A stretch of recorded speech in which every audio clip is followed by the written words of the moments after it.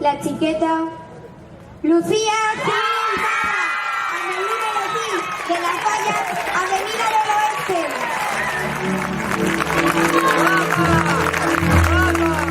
Primero, enhorabuena, Lucía. ¿Cómo estás?